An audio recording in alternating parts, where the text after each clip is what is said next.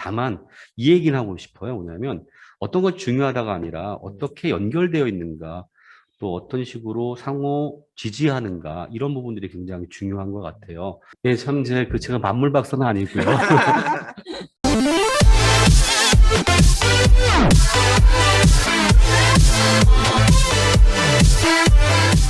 네, 지금까지 이청원 박사님의 SDG 세계적 동향과 유엔의 과제를 주제로 강의를 들으셨습니다.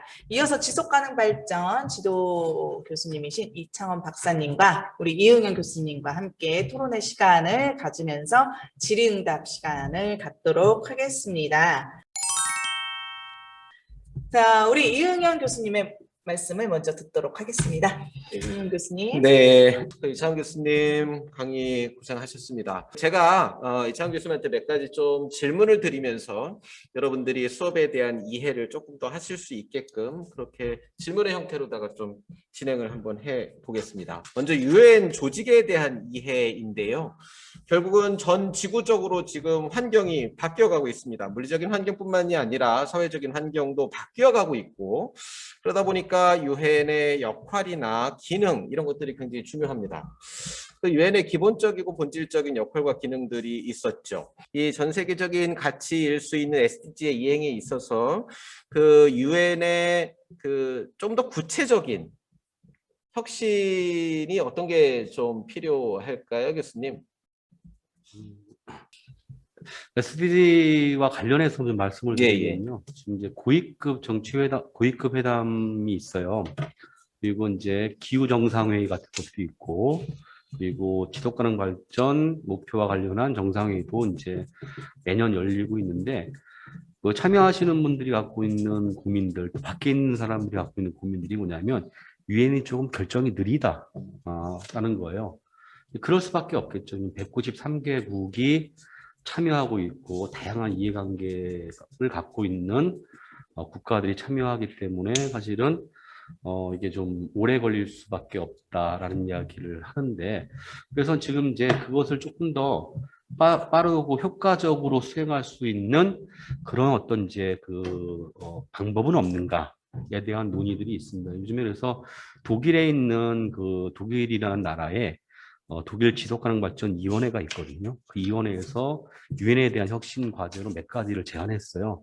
그게 뭐였냐면은 지속가능발전위원회를 유엔 차원에 두자라는 거예요. 그래서 아까 얘기했던 안보리처럼 주요한 국가, 특히 핵심적인 국가들이 참여를 해서 책임 있는 역할들을 수행하게끔 만드는 게 굉장히 중요하지 않겠는가라는 논의를 하고 있어요.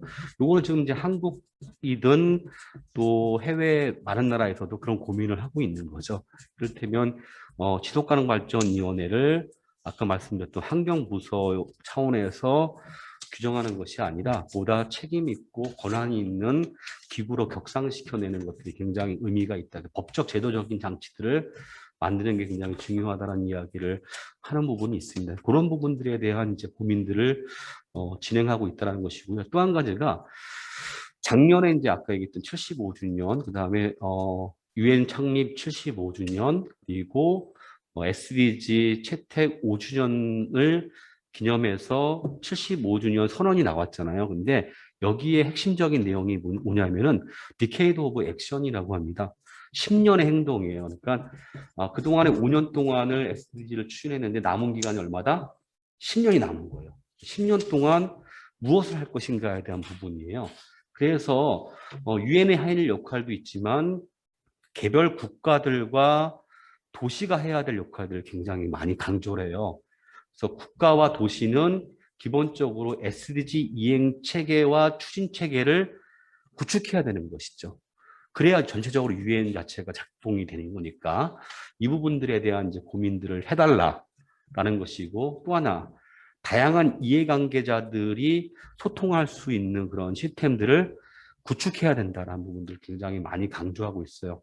그런 면에서 볼 때 한국에서도 지속가능발전위원회 그리고 지속가능발전협의회를 어떻게 제도적인 역할들을 높일 것인가, 권한을 많이 부여할 것인가, 이쪽 분야의 예산을 많이 좀 전해줄 것인가, 이런 부분들에 대한 고민들도 유엔은 하고 있지 않나 이런 생각은 하고 있습니다. 예.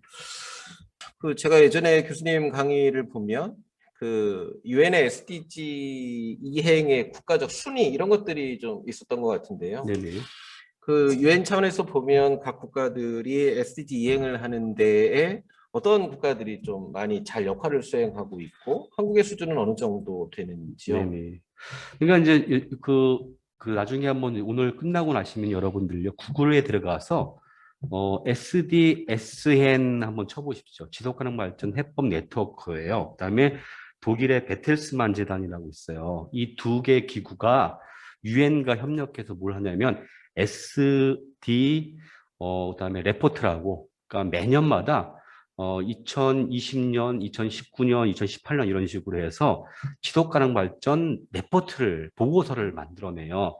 이때 순위가 결정이 되는데 그 순위를 보면 여러분 어떨까요? 그 한국은 어느 정도 수준이 될 것 같습니까? 예, 지금 다들 고민하고 계실 것 같아요. 우리 모르죠, 사실 얼마나 될지는. 근데 재미있는 현상이 뭐냐면은 이 북유럽 국가들이 굉장히 강세를 보이고 있어요. 매번 1등 하는 게 보통 스웨덴, 덴마크, 핀란드예요. 이쪽이 이제 주로 1등을 하고 있고 프랑스라든지 이런 나라들, 노르웨이 같은 나라들이 굉장히 잘하는데 10위권 안에는 대부분 유럽 국가들이 좀 참여하고 있고 상위권은 북유럽이에요. 그리고 나머지 이제 아시아 국가에서는 유독 이제 2개 국가가 들어가 있어요. 어디 어딜까요? 일본, 중국. 아닙니다. 일본하고 한국이 들어가 있어요. 예. 지금 이제 일본은 지금 17위고요. 한국은 20위입니다. 물론 이제 이 순위에 대해서 의문을 제기하는 사람들도 굉장히 많아요. 일본은 우리보다 훨씬 더 많은 예산과 체계를 갖고 있음에도 불구하고 왜 17위냐, 우리는 왜 20위냐, 뭐 기분은 좋지만 뭐 이런 얘기하는 사람들도 있죠. 근데 어쨌든 그 부분은 나중에 설명하고요. 그 우리 이영영 교수님, 미국은 몇 등이나 될 것 같아요? 아, 제가 질문을 드리니까 자꾸 또 저한테 한뭐 20위권 안에 들어가고 제가 보기엔 상위권에 들어갈 수도 그거 있지만 같죠. 안 최근에는 좀 그렇습니까? 떨어지지 않았을까요? 지금 이제 우리가 그 세계 강대국이라고 하는 미국과 중국과 러시아가 있잖아요. 이 국가들이 20위 안에 들어간 나라가 없어요. 그러니까 예를 들어서 미국은 31위고요. 중국은 48위입니다. 러시아는 57위에 불과해요. 그러니까 이게 어떻든 간에 이 평가를 어떻게 하는가에 따라서 달라질 수가 있는데 어쨌든 이 논의를 하려고 하는 건 아닙니다. 어쨌든 간에 이제 이 부분은 제가 다음 주에 여러분들과 함께 왜 이렇게 나왔는지 그 2020 지속가능 발전 보고서에서 이렇게 순위가 매겨졌는지에 대해서는 다음 주에 여러분들과 함께 이제 예. 궁금하게 만들어 놓고 할 건데요.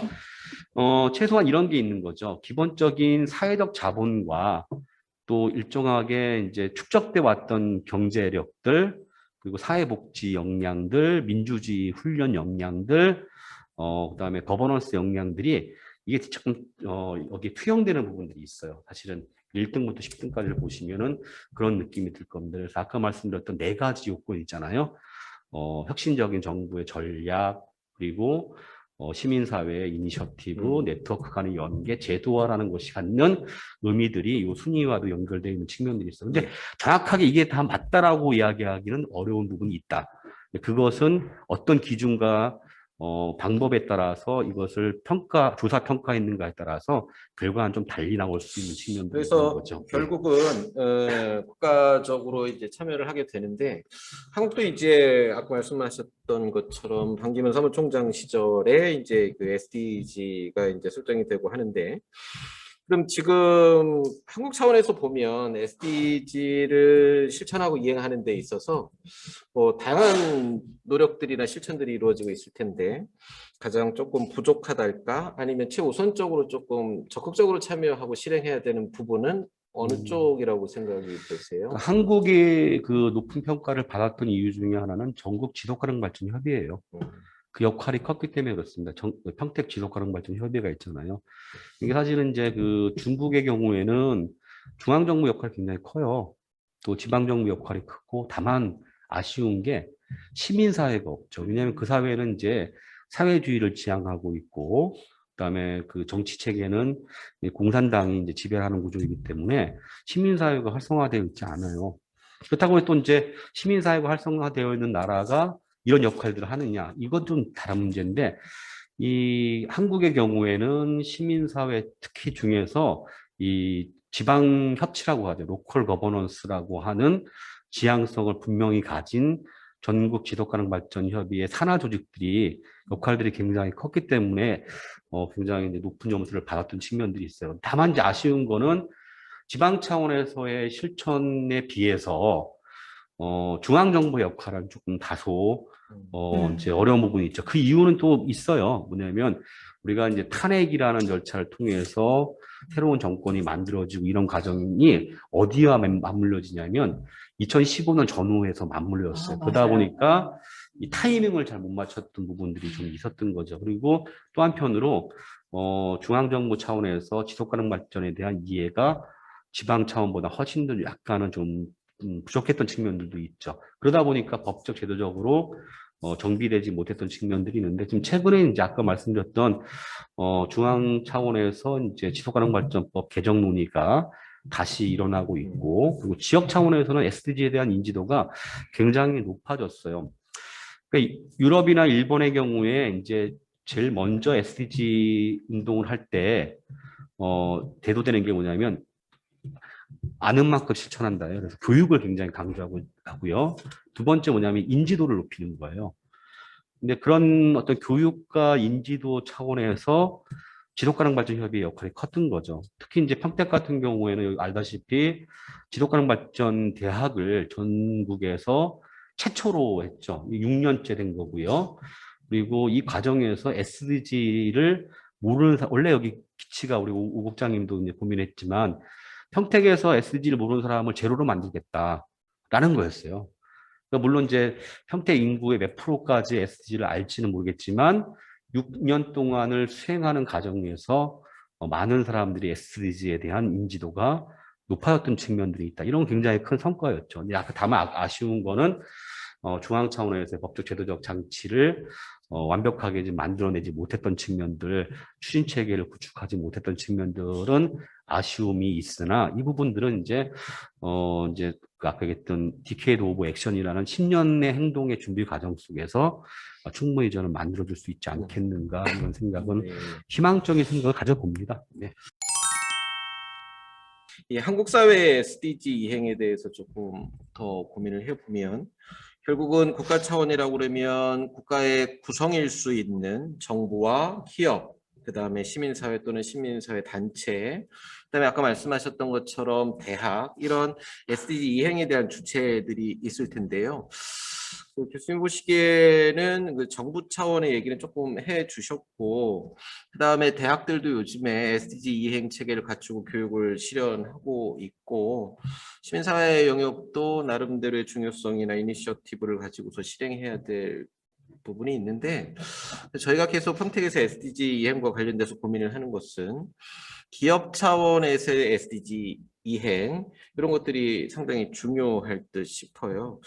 이 한국 차원에서 SDG 이행에 있어서 기업들은 어느 정도 지금 SDG 이행에 참여를 하고 있나요, 교수님? 네, 지금 이제 최근에 그 SD 경영이라든지 ESG 투자라는 게 있어요. 이제 굉장히 아까도 강의를 하면서 했던 것처럼 이걸 안 하게 되면은 투자자나 소비자들한테 환영을 받지 못하는 그런 구조가 돼버렸어요. 네, 그러다 보니까 SDG 경영을 혹은 ESG 경영을 자신의 어떤 기업의 활동의 지침으로 받아들이려는 노력들이 굉장히 많아지고 있죠. 한국은 좀 일본에 비하면 좀 늦게 들어온 편이고요. 최근 이제 대기업 중심으로 지속가능 경영 보고서 같은 것들이 만들어지고 있죠. 이런 부분들은 굉장히 또 좋은 어떤 모습이라고 좀 보여지고 있는데 기업의 어떤 이윤만 추구하는 것이 아니라 사회적 공헌이라는 부분들이 같이 들어가는 거예요. 그러니까 사회적 공헌을 하는 그리고 SDG를 실천하는 기업이 이윤도 창출할 수 있다라는 어떤 그런 거예요. 그래서 많은 이제 서구 유럽이나 뭐 일본이나 미국에서의 연구들을 보면은 SDG 경영, ESG 경영을 했던 기업은 이윤도 창출하는 것들이 많다라는 그런 연구 결과들도 좀 나오고 있는 것 같습니다. 이런 부분들은 굉장히 긍정적인 모습이라고 생각을 하고 있습니다. 환경과 경제와 사회 문제에 대한 관계 문제인데요.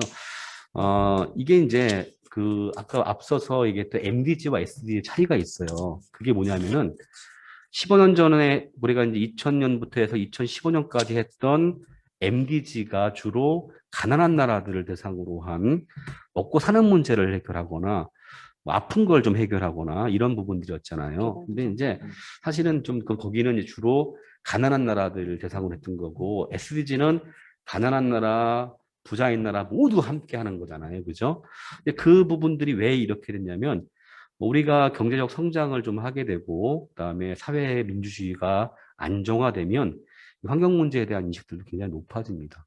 배고픈 나라들은 주로 이제 성장을 중심에 보지만 좀 일정한 이제 궤도에 오른 나라들은 환경 문제도 많이 고민하고 있거든요. 그래서 건설, 뭐 성장, 발전 이런 측면만이 아니라 자신을 돌아보고 삶의 양식, 생산과 소비의 방식에 대한 성찰을 통해서 미래 세대까지 고민하는 이 환경적 고민들을 많이 하는 거죠. 최근에 우리 지방 정부들도 바로 그런 식으로 이제 개발 위주에서 환경과 경제와 사회가 조화를 이루는 그런 방식의 발전들을 모색하는 것들이 일종의 지속가능 발전인데 상당히 긍정적인 측면이 있다라고 보여집니다. 그것도 SDG 영향이다라고 보시면 될 것 같습니다. 결국은 전 지구적 가치일 수 있는 SDG의 이행은 이 각 국가의 SDG 이행은 결국은 로컬 차원에서의 각 도시의 SDG 이행이라고 볼 수 있는 것이죠. 그렇다 보면 결국은 우리 분께서 보시기에 이 평택 공동체 사회의 SDG 이행을 위해서 조례가 만들어지면서 위원회가 만들어지고 하면서 나름대로 제도화를 기반으로 가져가고 있고 그다음에 SDG 이행에 있어서 또 협력 체계를 많이 구축해서 이행하려고 하는 모습들도 보이고 있습니다. 그렇다면 결국은 세 개의 기둥에 대한 이행일 텐데요.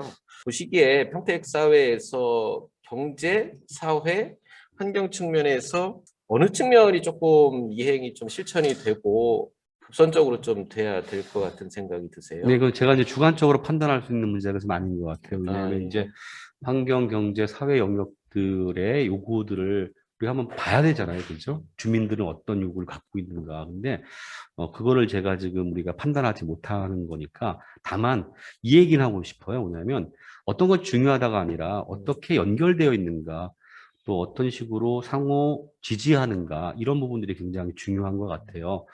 SDG 1번 목표가 뭔지 아시죠? 빈곤 종식이에요. 그러니까 2번 목표가 기하 종식 지속 가능한 농업이잖아요. 이게 SDG 그 P축 중에서 5개 P축 중에서 환경축하고 분리되어 있지 않아요. 빈곤하면은 어떻게 되죠? 나무를 자를 수밖에 없죠. 환경을 파괴할 수밖에 없어요. 그렇잖아요. 환경을 파괴하다 보면 어떻게 되죠? 물 문제 생기죠. 해양 문제, 해양 그 생태계 문제, 육상 생태계 문제가 파괴돼 버리는 게 있어요. 그러니까 사실은 또 빈곤하면 교육을 받을 수 있어요, 없어요? 못 받는 거죠. 그러니까 이를테면 제3세계 같은 경우 여성들을 학교 잘 안 보내지 않습니까? 왜? 빈곤하니까. 그래서 얘들 노동력으로 써야 되니까. 우리가 옛날 60년대, 70년대 때 그렇게 했었거든요. 결국은 빈곤 문제를 해결해야만 교육 문제가 해결되고 또 그 빈곤 문제를 해결해야만 또 어떤 게 해결된다? 환경 문제를 해결할 수 있다. 이게 상호 연결되어 있는 것이다라는 거죠. 그래서 어떤 게 더 중요하다, 덜 중요하다는 것이 아니라 이것들의 상호 연계성과 연쇄성들을 우리가 잘 파악하고 또 아까 얘기했던 그것에 맞게끔 잘 대응해 나가는 것이 굉장히 중요하다는 거죠. 그래서 SDG는 분리되어 있는 정책이 아니라 통합적 관리 틀이다라고 이제 얘기하죠. 그래서 프레임워크 자체가 바로 통합성이다라고 보시면 좋을 것 같고 또 중요한 것은 아까 아무도 소외하지 않는다, 누구도 소외하지 않는다, 어떤 것도 소외되지 않는다. 결국 뭐냐면 포용성이다. 이런 부분들을 한번 고민해 보시면 좋을 것 같습니다. 우리 수업 시간이 이제 또 가고 있는데요. 고쌤 아까 저기 출석 체크 또 한 번 중간에 하신다고 하죠? 네, 네. 우리 이창원 교수님하고 이응림 교수님께서 아주 전문적인 대화로 여러분께서 이해하기 쉽게 설명을 해주신 것 같습니다. 우리 이응현 교수님이 잘 하시는 질문의 시간. 질문을 드리고 저희가 드리거나 아니면 수강생 여러분께서 궁금하신 사항 있으시면 네, 질문 부탁드리겠습니다. 제가 이제 여러분들이 이렇게 화면에 나오시는데요. 몇 분 이렇게 제가 유심 있게 지켜보는 분들이 몇 분 계세요. 우리 정종수 선생님 손 좀 한번 흔들어 주세요. 예. 잘 제가 지켜보고 있습니다. 선생님, 지난번 수업 지속 가능성 또 지속 가능 발전에 대한 이해 이런 것도 했고, 오늘은 전 지구적 차원에서의 유엔의 SDG에 대한 설명도 좀 했고, 그다음에 각 국가들이 이런 것들을 이행하고 있고, SDG에 대한 포괄적 이해, 그러니까 5개 차원에서 SDG를 좀 해야 되겠다, 이런 얘기들 하고 있고, SDG는 많이 확산되고 있는데 이런 수업들을 했습니다. 선생님, 오늘 수업하시면서 혹시 또 질문이 있으시면 하시고 싶은 말씀이나. 제가 이제 교수님들께서 너무 상세하게 잘 말씀해 주신 부분에 대해서 많은 걸 이번에 알게 됐어요. 그럼에도 불구하고 제가 질문을 하려는데 질문에 대한 그 요지가 아직 축적이나 준비가 좀 많이 부족한 것 같아요. 저는 이제 특히 교육 분야 쪽에 관심이 많고, 교육 분야 쪽에서도 이게 평생교육, 사회교육 쪽에 현재 지금 제가 활동을 하고 있는데, 그 입장에서 본다면 아직까지 제가 이게 환경이나 이렇게 사회 면에서 너무나 모르는 게 많으니까 일단은 조금 더 이렇게 자료를 준비를 하고 조금 더 공부를 해서 한번 다시 그 질문을 드렸으면 합니다. 너무 감사하네요. 예, 감사합니다. 감사합니다. 제가 질문을 대신 드릴게요. 이창훈 교수님, 우리 SDG와 관련되어서 SDG 목표 관련되어서 이것과 평생교육을 어떻게 좀 연결지어서 평생교육에 대한 가치 측면이나 이 평생교육을 좀 어떻게 해석해서 이행을 좀 해야 할까요, 교수님? 예, 참 제가 만물 박사는 아니고요. 이 교육까지 좀 얘기를 하는데요. 사실 이제 SDG 목표 4번이죠. 예, 양질의 교육과 평생 학습이라고 되어 있어요. 이 부분들 관련해 가지고는 이제 최근에 평생학습 도시의 개념으로 재구성되고 있습니다. 그리고 이게 SDG 11번 목표가 있어요. 지속 가능한 도시와 공동체와 연결돼서 설명이 되는데요. SDG 아까 4번 목표와 관련해 가지고는 주로 이제 MDG 때, 그러니까 기존에 이제 2015년 이전까지는 이 보통교육이라든지 의무교육에 대한 부분이 강조됐어요. 근데 최근에 SDG는 목표 4와 관련해서는 의무교육이라든지 이런 쪽 부분이 아니라 평생학습이에요. 그 부분은 뭐냐면 세계 시민교육입니다. 그래서 상호 존중하고 이해하고 협력하고 그리고 자연과 인간의 어떤 그 같이 어우러짐을 존중하는 그런 이제 민주시민교육에 대한 강조들이 굉장히 많이 되는데 이 부분들은 저희가 별도로 또 그 강의 내용이 있을 거예요. 근데 일단 여러분들이 다음 주 제가 이제 국장님한테 좀 부탁을 드리려고 하는데 2030 의제에 관련한 전문이 번역이 됐어요. 기존에는 이제 환경부에서도 번역을 했지만 좀 거칠었어요. 근데 이제 수원 지속가능발전협의회 분들이 이 2030 의제를 전문을 좀 번역을 했는데 이 내용 중에서 좀 여러분들이 한번 쭉 읽고서 오셨으면 좋겠고 특히 교육 파트 관련해 가지고 한번 또 여러분들이 그 의제의 목표와 지표와 어떤 이행 체계에 대해서 한번 살펴보시고 오시면은 조금 더 이해가 빠르지 않을까 싶은 생각이 듭니다. 네, 지금 말씀하시는 중간에 우리 질문을 해주신 분이 계십니다. 우리 비주얼 담당이시죠? 흥정희님께서 궁금하신 게 총 5가지가 있다고 하셨는데, 5가지는 조금 저희 허리 아파요. 대표적인 거 한두 개만 네네. 해주시죠. 말씀하세요. 그러면은 먼저 첫 번째 질문인데요.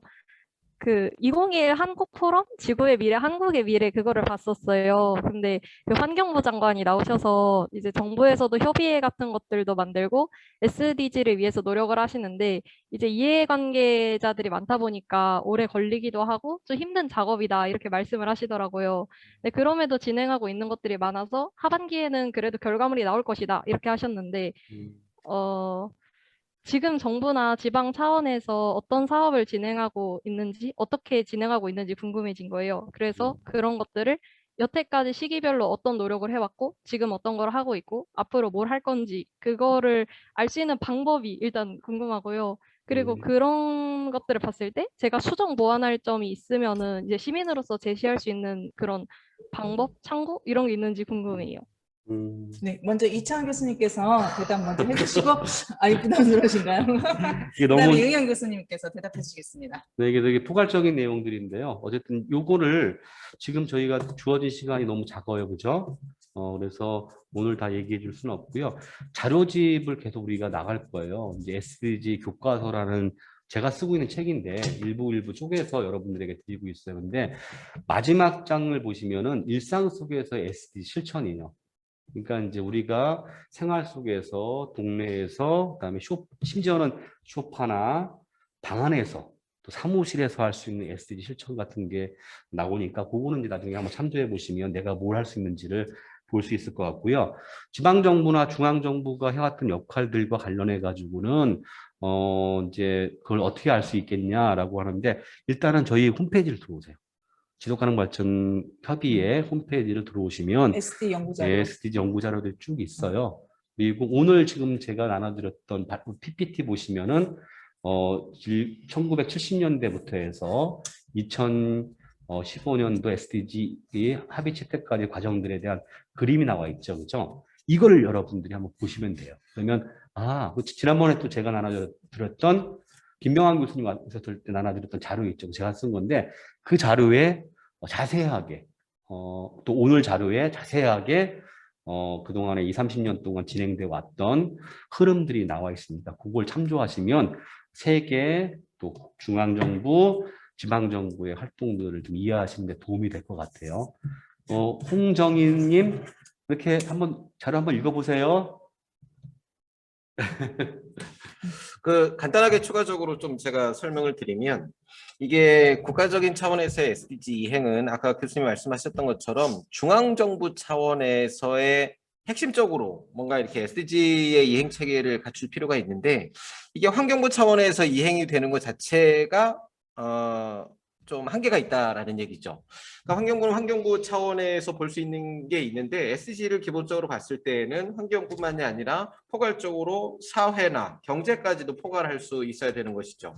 그래서 지금 뭐 입법 내고도 되고 있고 이게 이제 총리 산하나 대통령 산하로다가 이제 움직이게 된다면 조금 더 어떤 일을 해야 할 것인지에 대한 계획이나 실천이 잘 정리가 돼야 될 듯 싶고 그다음에 뭐 다 마찬가지지만 어떤 것에 대한 이해는 그 조직에서 나오는 공시 자료나 발표되는 자료들을 이해를 하시고 그다음에 지금 같은 경우는 이제 뭐 포털 사이트에서 SDG와 관련된 것들을 꾸준하게 좀 보시면 SDG가 어느 정도 실천되고 있는지 앞으로 어떤 일들이 계획이 되어 있는지를 좀 이해를 하실 수가 있을 겁니다. 그다음에 이것에 대한 참여는 결국 좀 어려움이 한계가 있기는 하겠지만 요 로컬 차원에서 좀 참여를 하실 수가 있고요. 위원회라든지 아니면 지금 지속협회 활동이라든지 아니면 저희가 이제 평택의 또 SDG 목표 개발 차원에서 저를 좀 도와서 같이 일을 해주시면 좀 참여나 SDG에 대한 이해가 좀 될 듯 싶기도 합니다. 네, 공부를 열심히 하신 홍정희님과 질문에 어떤 질문이 나올까 좀 당황도 하신 것 같고요. 자, 다음은 이필용 지원관님의 질문을 마지막으로 일단 받도록 하겠습니다. 우리 이필용 지원관님 말씀해 주시고요. 저희 좀 짧게 질문 좀 부탁드리겠습니다. 네. 저분이 조금 말씀을 길게 하시죠. 굉장히 길었죠? 짧게요. 네. 경기 지속협 홈페이지에 보면 경기도 시군 공통평가 점수가 나오거든요. 이 중에 이제 보면 평택시가 굉장히 하위권에 위치하고 있고 주된 이유가 미세먼지 기준 초과율이 굉장히 높다, 1인당 에너지 사용량이 높다 이런 지표들이 나와요. 근데 미세먼지 기준 초과율 같은 경우에 사실 이제 평택에서 발생했다기보다는 여러 이제 국가 간의 환경적인 지역적인 문제에 이런 요소가 있을 것 같고, 그렇다면 이런 지표들이 각 지역별로 서로 만들어지는 데 있어서 상호 합의나 그런 전제 과정들이 있었는지 궁금해서 질문 한번 드립니다. 질문하세요. 네, 저희가 이런 면에서 환경적으로나 사회적으로나 이렇게 봤을 때, 통계적으로 봤을 때 경기도 내에서 주로 하위권을 차지합니다. 물론 교수님들께서 더 자세한 설명은 해주실 거지만, 뭐 아시다시피 미세먼지 같은 경우에는 뭐 충남에서도 넘어오고 충청도에서도 넘어오고 중국에서도 넘어오는 문제라 이게 시의 자체적으로만 해결 안 되는 부분도 많다고 저희가 보여지고요. 그러려면은 도와 도가 협의를 해야 되고 국가와 중국과의 협의를 또 고쳐야 되는 것도 있고요. 저희가 그다음에 평택시가 산업도시이기 때문에 1인당 에너지 소비량이 많이 나올 수밖에 없는 점도 있어요. 물론 개개인적으로 이렇게 주변을 돌아보면 굉장히 많은 분들이 에너지 절약도 하고 미세먼지를 발생하지 않기 위해서 노력을 많이들 하시는데 수치가 계속적으로 이렇게 좀 높게 나오는 편이죠. 그래서 경기도권에선 하위권을 좀 차지할 수밖에 없는 이유도 좀 있겠고요. 제가 보는 관점은 그냥 일반인의 관점으로 본 것이고요. 우리 먼저 이번에는 이은현 교수님께서 먼저 글쎄요. 결국은 아까 제 이창 교수님한테도 좀 말씀을 드려서 질문을 했었는데, 우리가 사회, 환경, 경제 차원에서 조금 어떤 차원을 갖다가 좀 우선적으로 접근을 해야 되겠느냐 이런 질문을 드리면서 제가 가졌던 생각은, 평택은 환경적인 측면에서 많이 정책과 또 실천이 이루어지고 있고, 그 다음에 경제적인 차원에서의 기업들이 이제 많이 들어오고 경제 활성화도 이루어지고 있는데, 이 사회적인 측면이 조금 부족하다 이런 생각이 좀 저는 들었었거든요. 결국 마찬가지로 미세먼지 차원에서 환경 차원에서 접근을 한다고 한다면 SDG의 이행 주체일 수 있는 우리 평택시 정부, 그러니까 이제 지방정부 차원에서의 정책을 만든다든지 예산을 수립한다든지 아니면 SDG 환경 차원에서 이행과 관련된 목표를 수립을 하고 이행 체계를 갖추는 노력들이 좀 필요한데 그것이 조금 부족하다라는 생각이 들고요. 그 다음에 두 번째는 기업 측면입니다. 기업이 경제적인 측면에서 보면 많이 양적으로 질적으로 성장을 해오고 있지만 기업 차원의 노력들이 미세먼지나 또는 이외의 환경 측면에서 얼마나 기업 측면에서 사회적인 역할을 할 수 있는 계획들이 수립이 되어서 평택에서 기업들이 운영이 되고 있는가. 이 기업의 자체적인 노력도 필요할 수도 있지만 이것은 결국은 행정과 기업이 함께 노력을 해야 되는 부분도 있죠. 그 다음에 세 번째는 결국은 시민사회나 단체 측면에서의 환경에서의 그런 노력들이 많이 진행이 되고 있지 않다. 그래서 좀 뭐 이렇게 얘기하기 좀 그렇지만 이런 것들은 사실은 시 차원에서 좀 주도적으로 계획을 수립하고 실천할 수 있는 예산이나 제도적 기반을 좀 마련을 해서 실천할 수 있어야 되는데, 환경 측면에서 굉장히 중요한 위치에 있는 평택이 그렇게 낮아진 것은 결국은 SDG의 환경 측면에서 이행 체계를 제대로 갖추고 있지 않고 이행 주체일 수 있는 행정이나 그다음에 기업, 시민사회 측면에서의 노력들이 조금 더 체계를 갖추고 이행되어야 하지만 이 경기도에서의 미세먼지 수준이나 환경 차원에서 SDG 노력들이 좀 목표를 달성할 수 있지 않을까 이런 생각을 한번 해봅니다. 네, 저도 이제 말씀을 드리면 이필용 선생님께서 제기했던 부분이 다음 주에 우리가 이제 SDG 웨딩 케이크 모델이 있어요. 이것과 관련이 있는 거예요. 그러니까 이를테면 평택시 미세먼지 문제는 평택시 문제만은 아니죠. 네. 왜?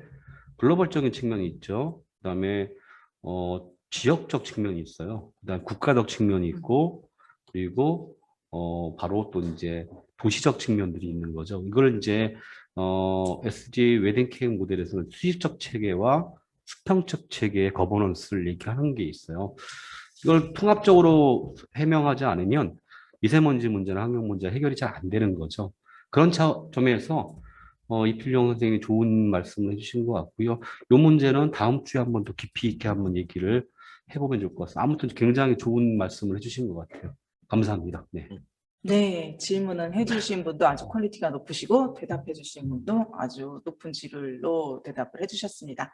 저 혹시 나는 이 말을 꼭 하고 싶다라는 분 혹시 있으시면 손 한번 오늘은 흔들어. 수업이 아주 활기차기도 네네. 하고 질문도 많으신데요. 유정아님이 말씀하셨는데 솔직히 말해서 아까 유정아님이 일찍 들어오셔갖고 네. 저희가 질문을 드리려고 그랬거든요. 근데 먼저 손을 드셨습니다. 네. 우리 유정아님 음소거 해드릴게요. 네. 들리시나요? 네. 잘 들립니다.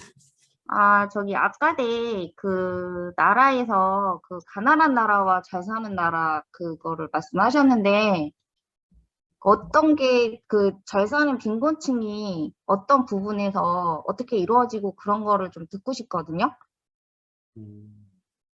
여보세요? 아니, 네네. 여보세요? 질문을 지금 이렇게 정리 중입니다. 빈곤국가 저기 그 그 부유한 나라의 기준이 뭐냐 이렇게 하시는 것 같아요. 간단하게. 네네. 그 잘 사는 나라와 뭐 빈곤층의 나라 뭐 이렇게 말씀을 하셨는데 아까 그런 부분에서 어느 나라는 잘 살고 어떤 나라는 어떤 부분에서 뭐 못 살고 이런 부분에서 그거를 뭐 개척한다든가 뭐 그런 의미로 뭐 말씀하신 건지 아니 어떤 의미로 그거를 어떻게 말씀하시는지 듣고 싶어서. 네, 질문 무슨 말씀이신지는 이제 말씀- 보지 않고요. 이창 교수님. 이창 교수님이 말씀하셔야 될 것 같은데요. 네. 사실 저는 저기 막 그 질문을 정확하게 인지하지 못했고요. 어쨌든 이제 빈곤국가 그다음에 이제 부유한 나라를 가르는 기준이 무엇이냐라는 거죠. 근데 네네, 이거는 맞습니다. 이제 보통 이제 그 GDP, 뭐 예. GNP 이런 걸로 좀 따지잖아요, 그죠? 그 기준을 보시면 될 것 같고요. 그 기준에서 미달될 경우에는 가난하다. 그 기준에서 좀 높을 경우에는 부자다. 이렇게 일반적으로 나누고 있어요.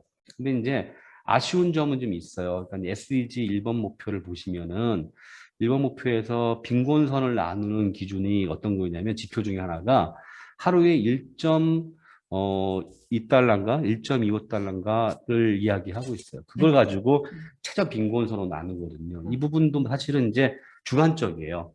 우리에게는 하루에 1,000원 이상, 1,000원 정도밖에 안 되는 거죠. 네. 1,몇백 원밖에 안 되는 건데 그렇게 사는 것을 빈곤선으로 잡는 게 맞는 거냐 아니냐에 대한 논쟁도 있어요. 그러니까 이제 가난한 나라에서 볼 때는 하루에 1,000원도 못 버는 사람, 1달러를 못 버는 사람도 있을 테고 우리는 대부분 1달러 못 버는 사람은 없는 거죠. 그죠? 그것도 빈곤들에서 주관적인 측면들이 있다. 나라나 지역에 따라서 어떤 사람들은 이것을 빈곤이라고 보기도 하고 어떤 사람은 이것을 뭐 빈곤이 아니다라고 보는 경우도 있죠. 근데 대체적으로 아까 말씀드렸던 것처럼 GNP, GDP 이걸 가지고서 빈곤한 국가, 빈곤하지 않은 나라 이렇게 이제 나누기도 한다라는 거고. 근데 아까 이제 지구를 100명이 사는 마을로 나눴을 때 전체 100명이 산다고 했을 때 전세 100명 중에 한 30% 정도는 아주 절대 빈곤선이라고 보시면 되고요.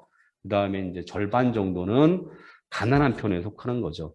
잘 사는 사람들은 우리가 20대 80이라고 얘기했죠. 20대 80 사이라고 얘기하는데 20% 정도가 좀 잘 사는 편이고 나머지 80%는 그냥 일반적인 거. 근데 그 중에서도 20, 30%는 하위층들은 좀 빈곤선에 있다. 이렇게 보실 수 있는 것 같습니다. 그 기준은요. 인터넷에 보시면은 아까 얘기했던 그 나눴던 기준들이 있어요. 그걸 참조하시면 좋을 것 같습니다. 네. 제가 추가적으로 말씀드리고 싶은 것은 결국 이제 여러분들이 수업을 들으시면서 17개 목표에 대한 이해를 하셔야 되는 것이고요. 그 17개 목표에 대한 이해를 하기 위해서는 또 169개의 세부 지표를 갖다가 이해하는 것이 필요합니다.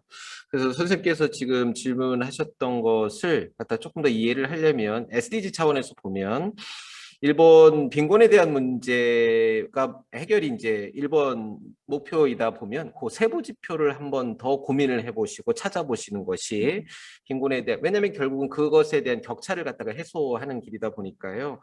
이런 것들이 이런 세부 지표들이 해결이 되는 국가는 좀 잘 사는 국가다, 빈곤이 해결된 국가다 이렇게 이해를 하실 수가 있고, 이 결국 목표이다 보니까 예, 말씀하셨던 것처럼 GNP나 GDP의 정량적인 접근 접근을 해서 전 세계적으로 빈곤과 잘 좀 사는 국가들은 이 정도 지표, 그러니까 정량적인 지표로다가 구분을 하는구나라고 생각이 되지만 또 다시 한번 말씀을 드리면 이게 다 국가별로다가 다르다 보니까 상대적으로 좀 이해를 하셔야 되는 것이고요.